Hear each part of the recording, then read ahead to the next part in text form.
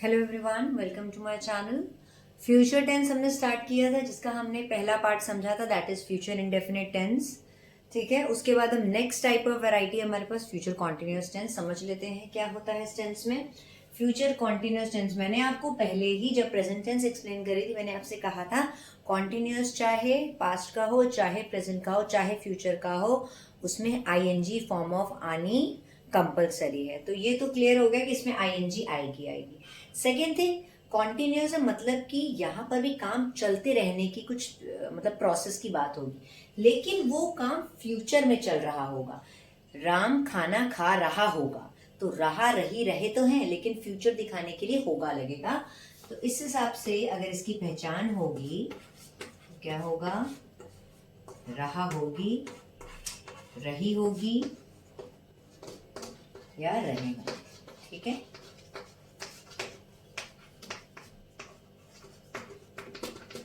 ये हो गई आपकी इसकी पहचान, रही होगी, रहा होगा या रहे होंगे। ठीक है, इससे आप पहचान लेंगे कि जो भी हमारा सेंटेंस है वो किसका है, फ्यूचर कॉन्टिन्यूअस का। ठीक, अब हम आ जाते हैं इसकी हेल्पिंग वर्ब पे।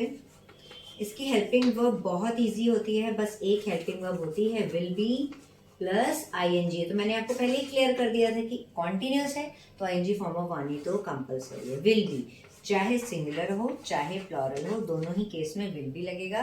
सिंगुलर में क्या आता था, ही शी इट या किसी का भी नाम, प्लूरल में आई वी यू दे या बहुत सारी चीजें।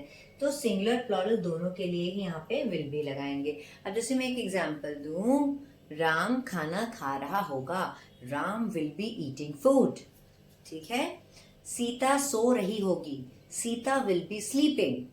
तो जो चीज फ्यूचर की कॉन्टिन्यूटी दिखाता है कि कोई काम हो रहा होगा या रहे होंगे, उसको दिखाने के लिए फ्यूचर कॉन्टिन्यूअस टेंस का यूज करते हैं। इसकी हेल्पिंग वर्ब होती है will be plus ING form of verb. आप एक बार देख लीजिए और इसके बाद हम इसके कुछ एग्जाम्पल डिस्कस करेंगे, जिससे कि आपको ये समझ आ जाएगा कि इसके सेंटेंस किस तरीके से पूछे जाते हैं।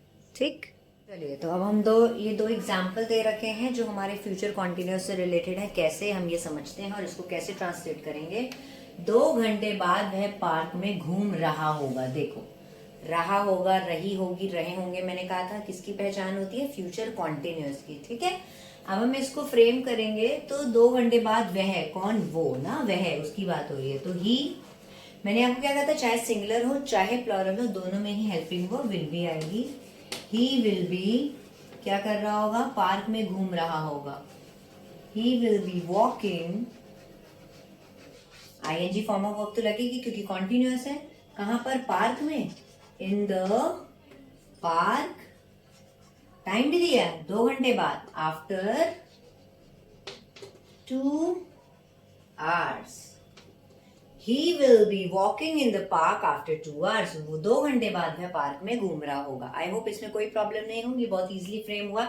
बस हमें ये समझना है कि सेंटेंस किस टेंस की कैटेगरी में फॉल हो रहा है। ठीक है, नेक्स्ट आ जाते हैं, तुम क्यों उसका इंतजार करते रहोगे। देखो, करते रहोगे, करता रहूंगा या रहोगे, फ्यूचर कंटिन्यूटी दिखा रहा है कि कंटिन्यूएशन में इंतजार करने की बात हो रही है। ठीक, तुम क्यों, मैंने कहा था जब क्या, क्यों, कैसे वाले सेंटेंस होंगे तो पहले हम WH वाले क्वेश्चन बना लेंगे, वाई, और तुरंत क्वेश्चन के बाद हम हेल्पिंग वर्ब लगाते हैं। तो देखें, करते रहोगे फ्यूचर कॉन्टिन्यूअस तो विल बी, वाई विल, हम बी तो लगा देंगे लेकिन पहले देखें कोई सब्जेक्ट है, क्योंकि मैंने क्या कहा था, विल बी, आर नॉट, इस सब के बीच में हम सब्जेक्ट को रखते हैं।